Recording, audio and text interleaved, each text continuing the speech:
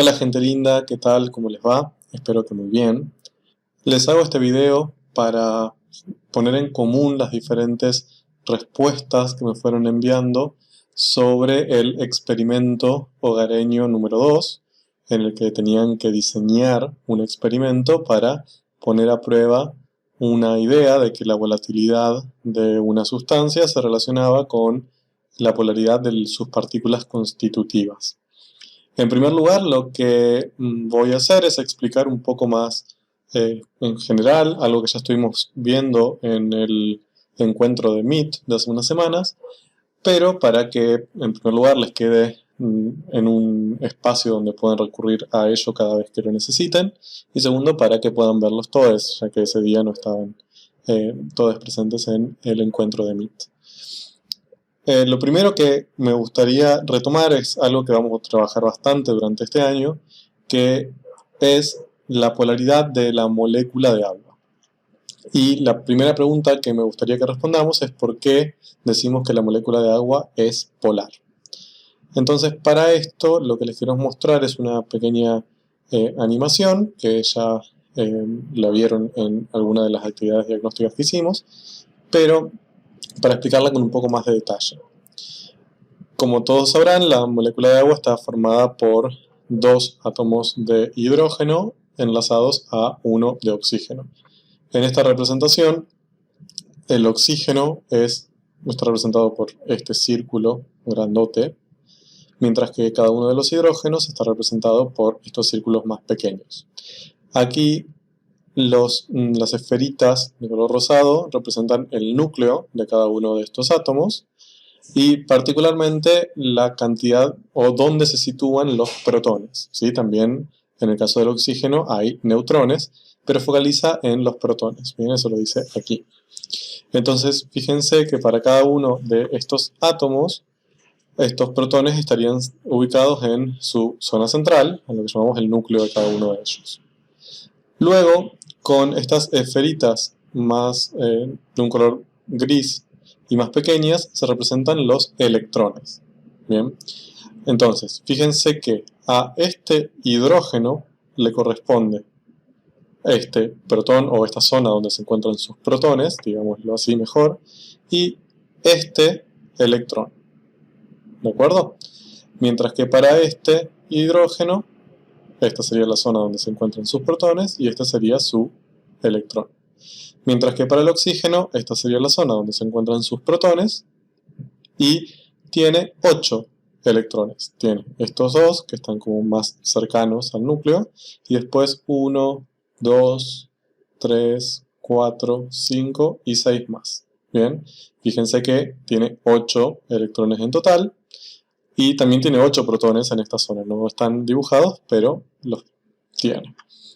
Ahora, dibujar así, en esta forma, la molécula de agua es una forma esquemática de mostrar que, fíjense que estos dos electrones, que viene uno del hidrógeno y uno del oxígeno, se encuentran como cerca y en la misma zona, y si uno visualiza esta zona más nubladita que le corresponde a cada uno de los átomos, fíjense que parece que estos dos estarían dentro de la órbita del hidrógeno y también estarían dentro de la órbita del oxígeno. Esto es lo que uno usa para simbolizar que estos electrones están compartidos, es decir, más allá que este provenía del hidrógeno y este del oxígeno originalmente, ahora están compartidos entre los dos. Lo mismo con estos dos. Esto es lo que genera un enlace, es lo que permite que estos dos núcleos estén cerca y estos dos núcleos estén cerca y que todo esto sea una única molécula y que no se separe en los tres átomos que la componen. Noten que esto ya lo habrán visto en años anteriores, era para cumplir lo que se llamaba la regla del octeto, es decir, cada uno de los átomos intenta parecerse al gas noble más cercano, el hidrógeno al helio, que tiene 2 electrones, mientras que el oxígeno al neón, que tiene 10 en total, ¿bien? Es decir, que en su capa exterior tiene 8. No me interesa mucho eso ahora, pero sí más o menos para que sepan analizar qué significa esta representación. Esta representación solo sirve para mostrarnos de dónde surgen los enlaces o por qué estos dos hidrógenos están unidos a este oxígeno. No nos sirve mucho para responder nuestra pregunta, que es por qué es polar la molécula de agua. Veamos que sucede? Fíjense que acá la representación cambia. Bien, acá ahora ya nos representan a la molécula de agua así, que es más sencillamente, es lo mismo que antes, solamente de una forma más sencilla, el oxígeno enlazado a los dos hidrógenos.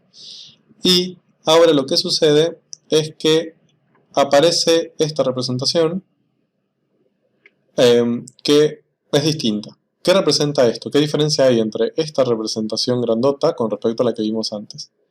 Esto sí es una representación un poco más realista, entre comillas, pero lo que muestra es cómo se distribuyen esos electrones. Digamos, los electrones que vimos antes, esos 10 circulitos de este color que vimos un poquito antes, estaban estáticos y quietos entre los hidrógenos y los oxígenos. Eso no es así. Esos electrones en realidad ni siquiera podemos imaginarlos como una pelotita. En realidad es como una pelotita muy móvil, como si fuera una nube, y que se distribuye alrededor de toda la molécula. ¿De acuerdo? Esto es lo que demuestra esta zona grandota alrededor de la molécula de agua. Lo que muestra es por dónde podríamos encontrar alguno de esos electrones. Bien, como que esos electrones están distribuidos y moviéndose constantemente en toda esta zona. Lo que quiere notar esta representación, más allá que yo hubiera puesto la molécula de agua un poquito más arriba, es que la mayor parte del tiempo esos electrones están acá. Bien, esto está más gris, porque quiere decir como que esos electrones que se mueven pasan mucho tiempo acá y menos tiempo acá. Bien, es como que acá hay mucha densidad, bien, por eso está más oscuro, mientras que acá hay menos densidad. Cada tanto los electrones se mueven por esa zona, pero la mayor parte del tiempo lo pasan acá. Entonces, en esta zona, bien orientados hacia el oxígeno, al haber muchos electrones, recuerden que los electrones tenían cargas negativas. Entonces, esta zona tiene un poquito más, no mucho, pero un poquito más de carga negativa que esta zona, que por lo tanto tiene una carga positiva. ¿De acuerdo? Por eso aparecen acá estas cargas. Entonces, eso es lo que genera la polaridad de la molécula de agua. Fíjense que en total no tiene carga. O sea, la molécula de agua no es ni negativa ni positiva. Tiene una zona negativa y una zona positiva y esas cargas se compensan. No hay una neta que gane. ¿Bien? Es decir, no hay más negativas que positivas ni viceversa. Entonces, más allá de que la molécula es neutra, ¿sí? Y eso también lo vimos porque teníamos la misma cantidad de electrones que de protones, 10 y 10, la distribución de esos electrones es distinta y hay una zona donde hay más y una zona donde hay menos densidad. Entonces esta es una zona negativa y una zona positiva. Eso es lo que quiere mostrar esto. Y eso es lo que llamamos polaridad de la molécula de agua. Y surge, la respuesta a la pregunta es, ¿por qué es polar? Porque todos los electrones que componen a cada una de estas moléculas se distribuyen de manera asimétrica. Bien, hay un polo donde hay mayor densidad de electrones, entonces hay más cargas negativas, y un polo donde hay menor densidad de electrones y hay más cargas positivas. Eso también se puede simbolizar de forma pictórica así. Por lo general, cuando ustedes vean este tipo de nubes, donde vean un color rojizo, quiere decir que hay mayor densidad de electrones. Es decir, que los electrones están más tiempo en esta zona. Bien, y por lo tanto esta es la zona más negativa. Mientras que la parte azul es la zona más positiva, es decir, donde los electrones pasan menos tiempo. Fíjense que acá la parte roja es homogénea, no es una única parte roja alrededor del oxígeno, mientras que las partes azules parecen ser dos, una más por aquí y una más por acá, porque están más cerca de los núcleos de los hidrógenos. Y las zonas blancas son las zonas más neutras, es decir, donde no se ve que hay ni mayor ni menor densidad electrónica que el promedio. ¿De acuerdo? Esto es para el agua, pero también se usa para otras moléculas. Ya vamos a ver otro ejemplo en un ratito.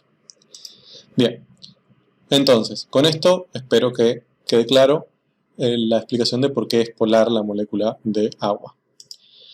Veamos ahora cómo esta polaridad de las moléculas de agua puede afectar sus propiedades. Y para eso tenemos que ya dejar de pensar en una única molécula de agua, aislada, como vimos recién, sino en muchas moléculas de agua juntas. Acá tenemos una sola, ¿bien? Que sabemos que acá tenemos un oxígeno, va a haber mayor densidad negativa de este lado, más rojito, y menor de este lado, o mayor carga positiva de este lado, es decir, más azul. Ahora, si nosotros en vez de una única molécula de agua, contamos con muchas, esta distribución de carga, digamos que haya un polo negativo y un polo positivo, hace que las partículas se ubiquen de una cierta manera. Lógicamente, como recordarán de física, las cargas negativas se van a atraer con las cargas positivas y viceversa. En cambio, las cargas negativas, si están cerca de otra carga negativa, se van a repeler. Bien, van a estar, entre comillas, más incómodas. La energía del sistema va a ser alta y eso no va a suceder. Eso es lo que quiere mostrar este video. Fíjense. Ahí vemos la representación esquemática anterior y ahora aparecen muchas moléculas de agua. Fíjense varias cosas aquí. Primero, que el agua, como es un líquido, fluye, es decir, las partículas están en contacto, están cerca y se mueven entre sí. Esto es lo que indica que el agua a temperatura ambiente es un líquido, es decir, no es un gas, no están separadas estas partículas y no interaccionan entre sí, ni es un sólido donde estarían prácticamente en un orden rígido y con muy poco movimiento. Tienen movimiento, pero aún así están cerca y fluyen. Y fíjense la ubicación relativa entre ellas. La parte roja de una de las moléculas, es decir, la zona donde hay mayor densidad de carga negativa, está cerca más que nada de zonas azules, ¿bien? Porque hay una atracción negativa-positiva. Fíjense que acá pasa lo mismo, fíjense que acá pasa lo mismo, ¿bien? Es como que hay un cierto orden que se mueve, ese orden, es decir, es un orden más movedizo, no es estático, pero hay una cierta orientación. ¿De acuerdo? Entonces, la polaridad de cada una de las partículas afecta al agua en general, cuando ya en vez de una sola partícula estamos analizando muchas juntas. De acuerdo. Eso también esquemáticamente lo van a encontrar con este tipo de esquemas. Esto es lo mismo que vimos antes, fíjense que acá aparece una tercera forma de representar la molécula de agua, con el oxígeno como este globote grande rojo y los hidrógenos como estos globitos blancos. Con la carga negativa, que dijimos que estaba más orientada hacia el oxígeno, la mayor densidad de carga negativa y una mayor densidad de carga positiva en el otro extremo. Lo que tenemos aquí es una representación análoga, pero para el alcohol etílico. Bien, para el alcohol medicinal, el que utilizamos en nuestras casas. No me interesa mucho que entiendan de dónde viene esto. Acá las esferas grises representan átomos de carbono, las blancas de hidrógeno, al igual que en este caso, y la roja de oxígeno. Fíjense que en el caso de las moléculas de alcohol etílico, aquí se representa como que la polaridad es menor, ¿bien? Como que hay una cierta carga negativa orientada más que nada al oxígeno, al igual que sucedía en el agua, y una carga positiva que en realidad está más que nada orientada hacia la parte de atrás de la molécula, a la zona como más gris. Fíjense que ya se representa con menor intensidad, acá hay 2 signos menos y 2 signos más, acá ya no tanto, y esto lo que quiere decir es como que más allá que hay una cierta polaridad y que las moléculas y las partículas de alcohol son polares, esa polaridad es menos intensa, es decir que hay una menor separación de las cargas.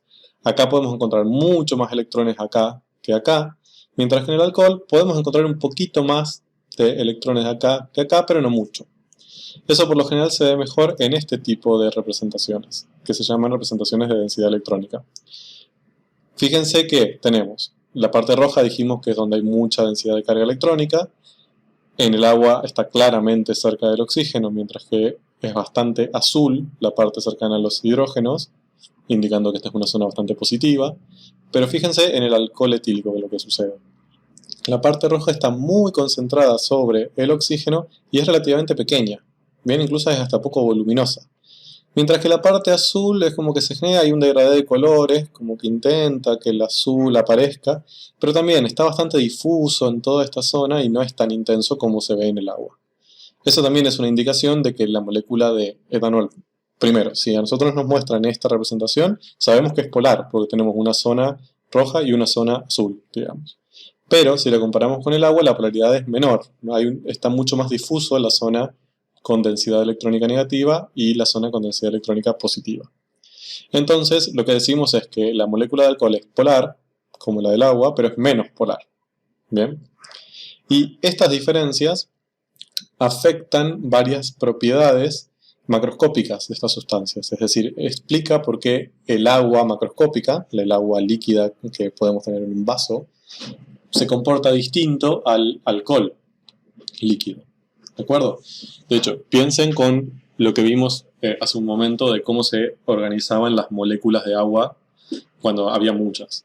Las de alcohol se van a organizar de manera similar, la parte roja intentando interaccionar con la azul. Pero como esta densidad de carga es menor, o sea, ya no va a ser tan grande este efecto. Ese orden que vimos en la molécula de agua, para el alcohol no va a ser tan intenso y van a tener un poco más de libertad. Vamos a ver dos propiedades macroscópicas que se relacionan con esto.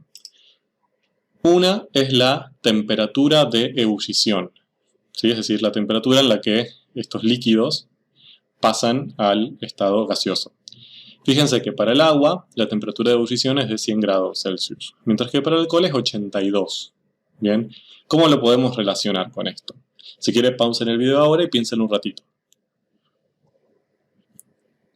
Bien, en el agua dijimos que estas partículas estaban interaccionando entre sí y se atraían la parte negativa de una con la parte positiva de la otra. Lo rojo se atraía con lo azul. Lo mismo pasaba con el alcohol, pero con menor fuerza. ¿De acuerdo? Entonces, estas partículas de agua, cuando están en el seno de este vaso de agua, tienen mucha atracción una con otra. Es decir, están fuertemente atraídas una con otra. Mientras que el alcohol está atraída una con otras, pero no tanto. Esa fuerza es menor. No hay tanta intensidad de fuerza, de atracción entre una partícula de alcohol con otra. Por lo tanto, eso puede hacer cambiar cuánta energía necesito darle yo externamente a estos líquidos para romper esas fuerzas. Si yo considero al alcohol, como esas partículas no están atrayéndose tan fuertemente, con una cierta cantidad de energía, no mucha, que yo le brinde externamente, las voy a poder separar. Entonces cuando las separe, quizás alguna pase a estado gaseoso. Bien, se transforme en un gas. Con respecto al agua, va a pasar lo mismo, pero la energía que le voy a tener que dar a ese sistema va a ser mayor que a la del alcohol, porque al estar más atraídas entre sí, me va a costar más separarlas. ¿Esa energía de dónde viene? De la temperatura a la que someto a esas sustancias. A la temperatura de 82 grados, de 82,5 grados o 100 grados, lo que me está midiendo es la energía térmica del sistema. Entonces, una temperatura de 82 grados tiene menor energía en general que una de 100. Entonces, esto lo que me está diciendo es que le tengo que dar menor energía al alcohol para pasarlo a vapor, es decir, para separar sus partículas una de otra, y le tengo que dar más energía al agua para que esto suceda. En realidad, lo que uno puede hacer es como esta serie de pasos.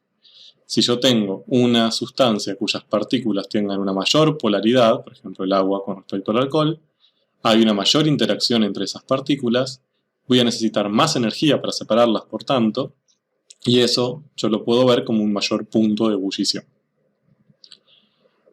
Bien, después, otra propiedad que fue la que estuvimos analizando en el experimento de Areño es la volatilidad.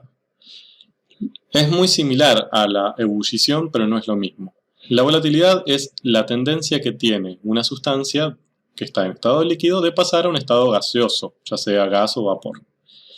Pero esto no es llegando a una cierta temperatura, es decir, no es que estamos comparando a qué temperatura tenemos que llegar para que la sustancia hierva, sino a una temperatura dada, por ejemplo la temperatura ambiente, qué tan fácil le resulta a las partículas de ese líquido pasar a estado vapor. Siempre para todo líquido, bien, que está representado por esta parte de abajo con todas sus partículas, cuando esas partículas llegan a la superficie, alguna, aleatoriamente, tiene la energía suficiente para escaparse de forma vapor. ¿De acuerdo? Eso pasa siempre, para todo líquido y a toda temperatura. Solo que para algunos líquidos eso es más fácil y para otros es más complicado. Es decir, para algunos líquidos uno vería como todas estas partículas y en la zona de vapor no vería casi ninguna, una o dos. Para otros vería esta cantidad y para otros vería muchas más. Bien, es decir, esa capacidad que tienen los líquidos de perder alguna de sus partículas a fase vapor se denomina volatilidad. Eso estuvimos charlando también en el Meet, y lo que estuvimos analizando es que hay algunos líquidos, los líquidos muy volátiles, se pueden muchas veces detectar fácilmente. Por ejemplo, el alcohol, ustedes me dijeron que consideraban que era un líquido bastante volátil porque sentían aroma a alcohol. Entonces, cuando tenemos el alcohol etílico en estado líquido y tiene mucha facilidad en vaporizarse, entonces es muy sencillo que esas partículas de vapor lleguen a nuestra nariz y sintamos ese olor. Si el etanol fuera muy poco volátil, muy pocas de sus partículas pudiesen pasar a estado de vapor, casi no sentiríamos ese aroma, que era lo que pasaba, por ejemplo, con los aceites, bien, en general. Más allá que dijimos que había algunos más que tenían algunas sustancias volátiles, como el de oliva. De acuerdo. Ahora, ¿cómo relacionamos esta propiedad con la polaridad? Fíjense que la forma de pensarlo es muy similar al caso anterior. Mientras más estén interaccionando estas partículas en el seno del líquido, es decir, mientras más fuerte sea esa interacción, más energía voy a necesitar para que esto se desprenda y pase a forma de vapor. Por lo tanto, una mayor interacción entre las partículas se correlaciona con una menor volatilidad. Comparémoslo para el agua y el alcohol. El agua, dijimos que como tenía esta gran polaridad, esta gran distribución de carga, se atraía una molécula de agua con otra muy intensamente. Por lo tanto, le cuesta mucho llegar a una energía tal para que esas interacciones se rompan y pueda pasar a estado de vapor. En cambio, en el etanol estas interacciones son menos fuertes. Existen, pero son más débiles. Entonces es más sencillo que pase a estado de vapor y por lo tanto el etanol es más volátil. Esto lo podemos resumir de esta manera. Cuando hay una mayor polaridad de las partículas constitutivas de un líquido, estas interaccionan con más fuerza, se requiere más energía para separarlas y eso lo relacionamos con una menor volatilidad. Es decir, si la polaridad es mayor, la volatilidad de ese líquido es menor.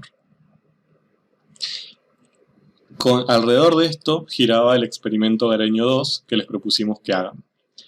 Recibimos varios de ellos, ya fuimos respondiendo individualmente uno por uno.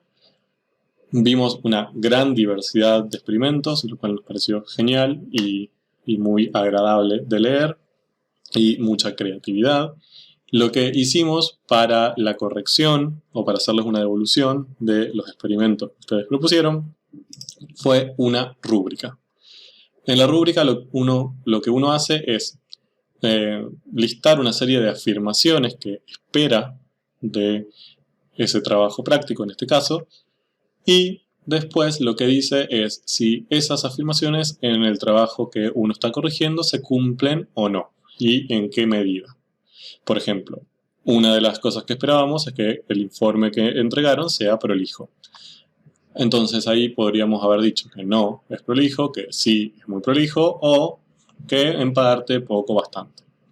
Entonces uno va poniendo crucecitas en cada uno de estos casilleros para tener una visión general de qué tanto se cumplieron todos los objetivos que uno esperaba de ese trabajo. Y esto lo hicimos tanto Celina como yo, individualmente, sin consultarnos, para comparar respuestas. Lo que voy a hacer en breve es subirles todas las rúbricas de todos los trabajos, donde verán las opiniones y las correcciones, tanto mías como de Celina, para que tengan en cuenta dónde tuvieron sus mayores fortalezas y sus mayores debilidades. Me gustaría así leer un poco muy rápidamente cuáles eran las cosas que esperábamos de estos experimentos. En primer lugar, referido a las cuestiones generales, que el informe sea prolijo, que los objetivos estén bien planteados, es decir, que hayan planteado bien cuál era el objetivo general de realizar ese experimento, que la hipótesis de trabajo que debían plantear es coherente, es decir, que ustedes suponían que iba a pasar o planteaban un experimento suponiendo que lo que iba a suceder era algo coherente y que no sea algo inverosímil, que el procedimiento que plantearon sea preciso y exhaustivo, es decir, que lo hayan planteado de manera que se pueda reproducir, que si yo leía ese procedimiento podía hacer lo que ustedes hicieron, y que usen recursos visuales adecuados cuando es necesario, es decir, si tenían que, en algún momento era útil subir una foto, que la hayan subido. Bien, Le pedíamos que realicen dos experimentos. Uno para comparar la volatilidad de tres sustancias, agua, alcohol y una tercera que ustedes elijan. Y en este lo que esperábamos eran tres cosas distintas. Que demuestren que distintas sustancias poseen distinta volatilidad, bien, es decir, que puedan ver de alguna manera, poner en evidencia la volatilidad de tres sustancias distintas, que las compares y ordenen, específicamente alcohol y agua, es decir, que puedan ver de alguna manera si el alcohol o el agua era más volátil, uno con respecto al otro, y que comparen esta volatilidad con una tercera sustancia incógnita. Es decir, que se incorpore esta tercera sustancia y que puedan decir, bueno, es más volátil que los dos, está entre medio, es menos que el que es menos volátil, etc. Esto es lo que indica aquí, ¿no? Que se pueda comparar y ordenar. Y después, también lo que se les pedía, todo esto es cualitativo, ¿bien? Es decir, es algo que yo digo, esta es más que esta es menos que esta. Ahora, también lo que le pedíamos que hagan era que intenten hacer una medición cuantitativa, es decir, algún parámetro que les permite medir algo que se relacione con esa volatilidad. Eso dependía mucho del experimento que tomen, ¿bien? Podría ser, por ejemplo, un tiempo, podría ser una temperatura o algo por el estilo, pero que se pueda medir. Fíjense que lo anterior no se puede medir. Yo puedo decir, este es más volátil que este, pero no estoy midiendo nada. Ahora sí, bien, les pedíamos algo que se pueda medir. Luego, en el experimento 2, lo que le pedíamos era que comparen esto, más que nada para el alcohol y el agua, pero con distintas temperaturas. Es decir, que lo hagan, que repitan esto o que propongan otro experimento, pero una temperatura distinta y que comparen el efecto de la temperatura. Entonces, la idea era que demuestran que la volatilidad cambia con la temperatura, que la temperatura afecta distinto a la volatilidad de sustancias diferentes, es decir, que no es lo mismo cambiar la temperatura, por ejemplo, para el agua que para el alcohol, y que para hacer esto necesitaban mantener constante la temperatura de una manera adecuada. Es decir, si ustedes querían comparar este efecto, necesitaban que la temperatura a la que sometían a la muestra sea la misma. No podían comparar algo metido en el horno con otra cosa metida en, por ejemplo, arriba de una hornalla. No sabían si esa temperatura era la misma, entonces no podían sacar conclusiones. Luego, con todo esto, intentar explicar por qué sucedía. Entonces, que en la explicación se relacionaba volatilidad con polaridad, como vimos hace un ratito, que se asevere que a mayor polaridad, menor volatilidad, que se haya llegado a esa conclusión, que haya una buena relación entre los resultados con la polaridad de las moléculas de alcohol y agua, es decir, que puedan relacionar las diferencias de polaridad, que lo habíamos charlado en el MIT, con sus experimentos, con las conclusiones, y también con las del tercer líquido. Y también que intenten plantear por qué la temperatura, o explicar por qué la temperatura afectaba esa volatilidad. Y como observaciones generales, que la propuesta en general sea creativa y que la hayan hecho bien, y que sea pertinente, es decir, que este experimento que ustedes plantearon, más allá de que lo hayan hecho bien o mal, sea adecuado para demostrar lo que tenía que demostrar. Todas esas cosas las tuvimos en cuenta a la hora de corregir y tendrán su devolución en breve. Yo lo que les voy a plantear es un experimento posible, o sea, repito lo que les dije en su momento. Hay muchas formas de hacer esto, muchos experimentos posibles. No había uno bien y otros mal. Podían hacerlo de distintas maneras, de hecho lo hicieron de distintas maneras y todas esas maneras eran adecuadas. Yo les voy a plantear el análisis de uno que no hizo nadie, específicamente por eso lo elegí, para que sea distinto y que lo podamos explorarlo sin darle ninguna pista a ninguno con respecto a lo que hizo. Yo en este caso lo que planteé son 3 servilletas de papel, por ejemplo, bien, que están acá simbolizadas por estos rombitos ocre.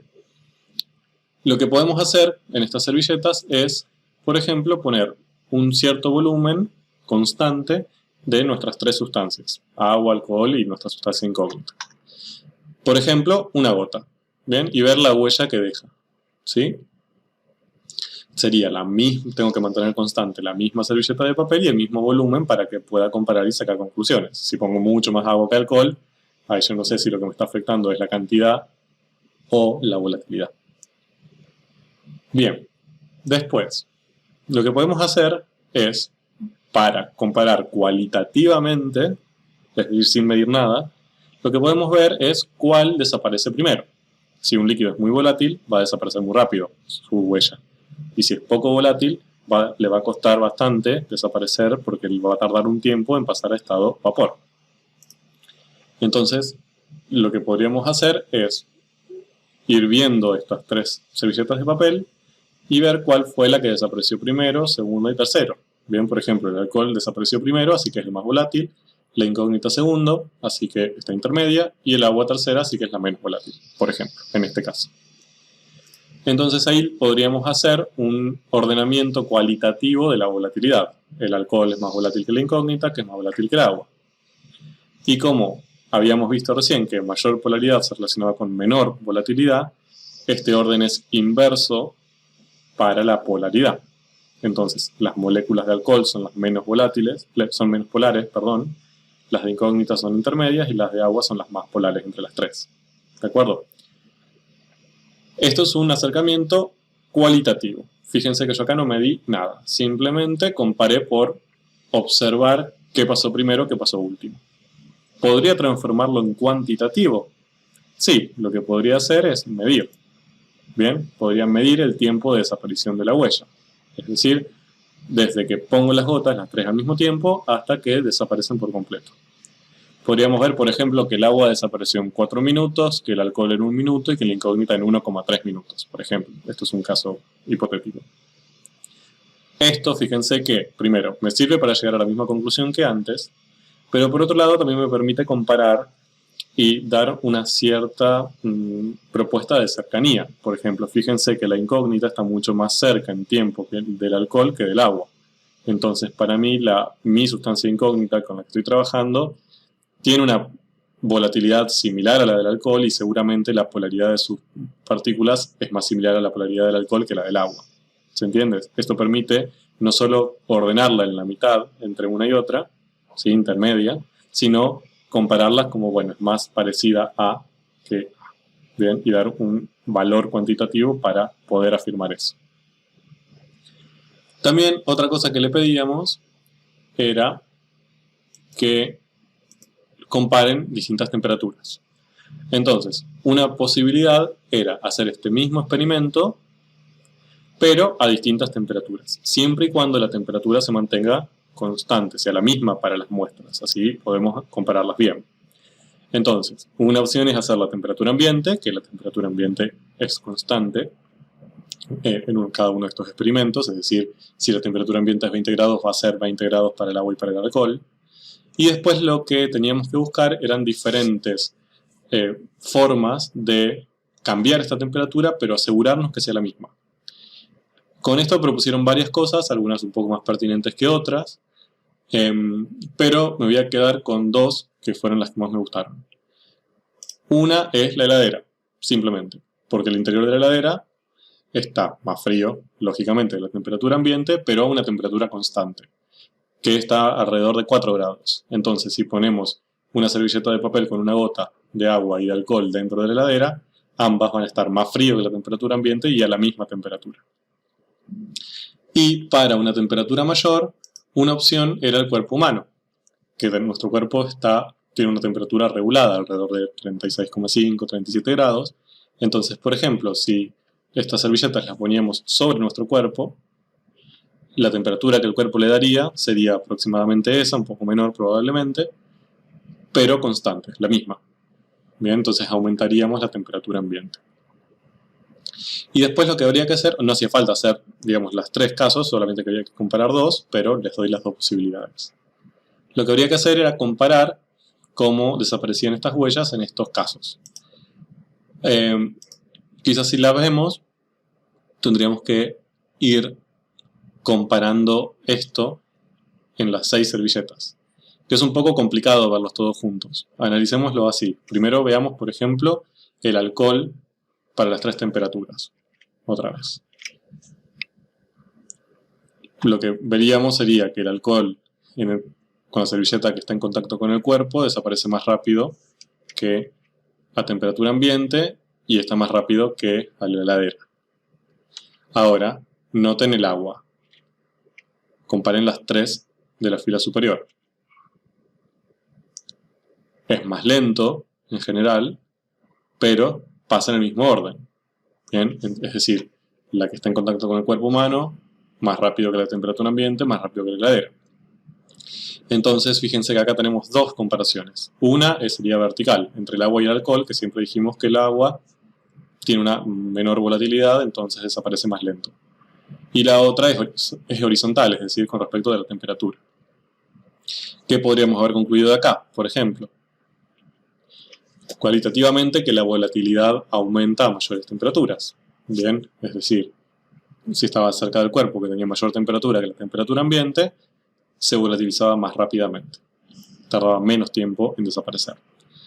U otra era que la temperatura afecta distinto a la volatilidad de distintos materiales. Eso habría que comprobarlo. Por ejemplo, supónganse que en el agua, en los tres casos, la diferencia era muy pequeña. Es decir, prácticamente desaparecían lentamente y al mismo tiempo. Mientras que en el alcohol sí veíamos una diferencia muy marcada. Bueno, entonces la temperatura afecta, pero afecta distinto al agua que al alcohol.